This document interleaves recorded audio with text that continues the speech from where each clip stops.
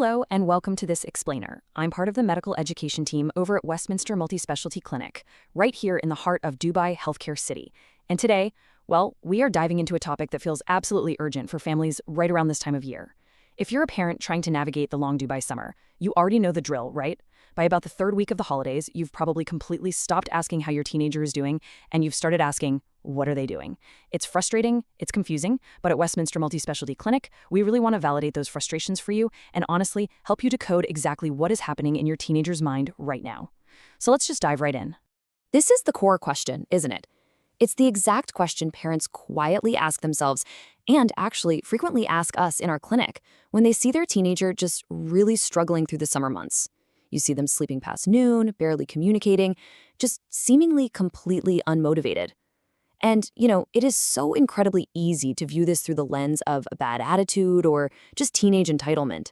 But before we rush to judgment, we really need to step back and ask ourselves, are we looking at a discipline problem here, or are we actually witnessing a biological vulnerability?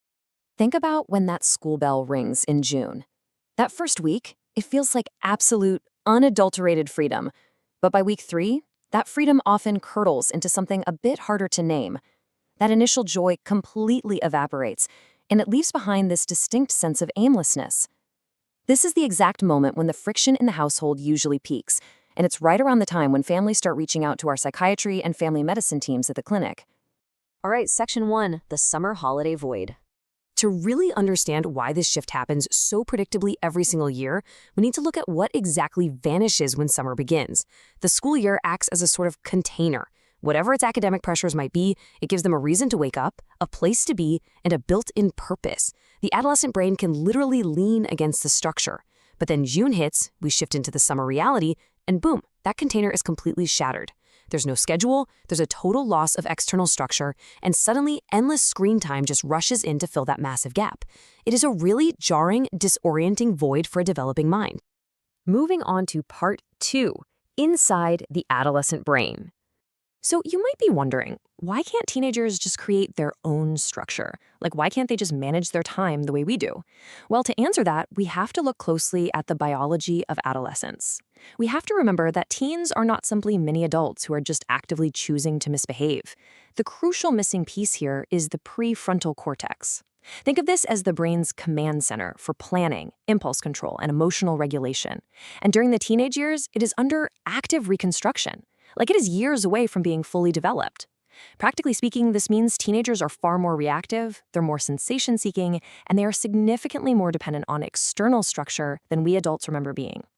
When summer removes that structure, they genuinely do not have the neurological hardware to just effortlessly generate a new routine from scratch.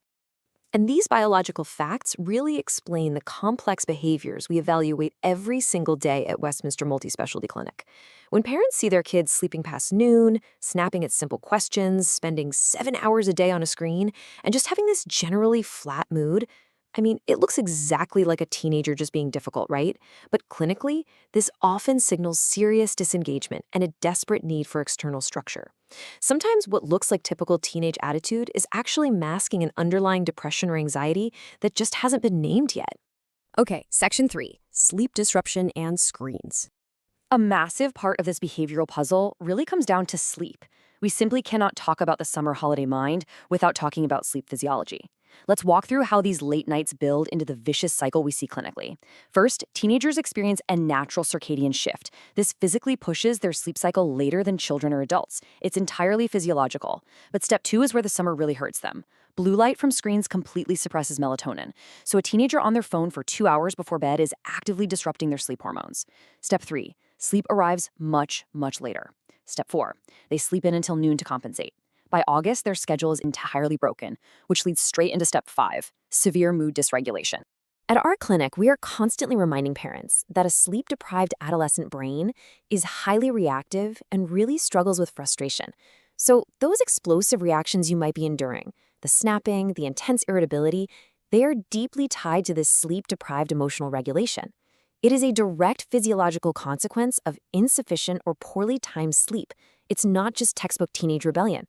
And look, understanding this doesn't excuse the behavior, but it drastically changes how we, as parents, should respond to it. Which brings us to part 4, the summer social vacuum. Because sleep isn't the only thing missing right now. The whole social fabric changes too. We really need to address a highly specific challenge that we observe here in our practice. Dubai summers have a very specific social texture. A significant portion of your teenager's peer group just kind of disappears. Friends travel back to the UK, India, Lebanon, wherever their passports point. The social world thins out dramatically. And the harsh reality here is that isolation often masquerades as apathy. Adolescents build their entire sense of self through peer relationships. When friends leave, some teenagers completely withdraw. And honestly, sitting alone while watching everyone else appear to have an amazing summer on social media, that only deepens the low mood. And that brings us to the screen argument that literally nobody wins. The reality is, teenagers use screens heavily when they have nothing better to do. At Westminster Multispecialty Clinic, we really try to reframe this for families.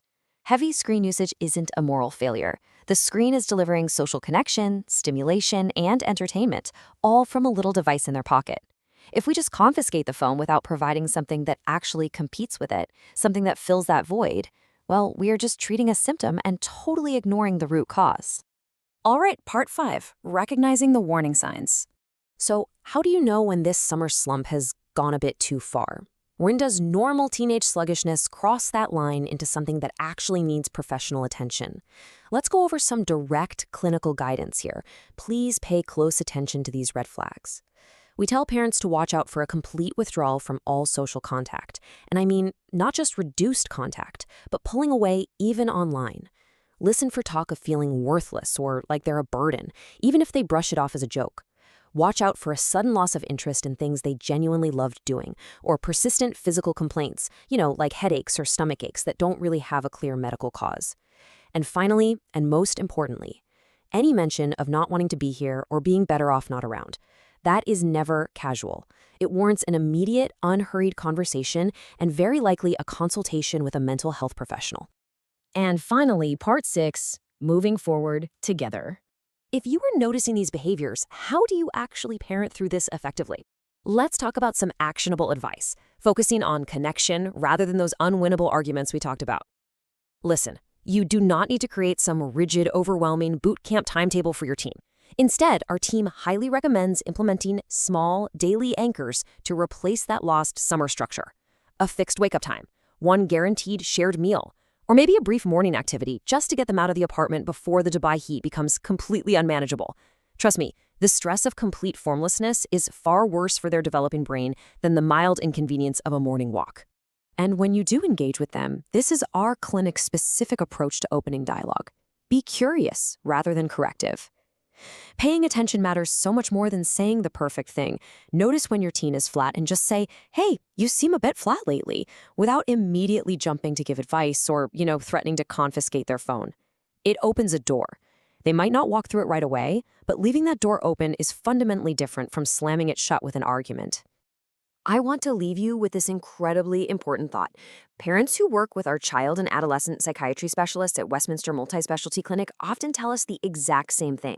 They always wish they had come earlier. They wish they had sought help before it became a full-blown crisis, back when the conversations were still manageable.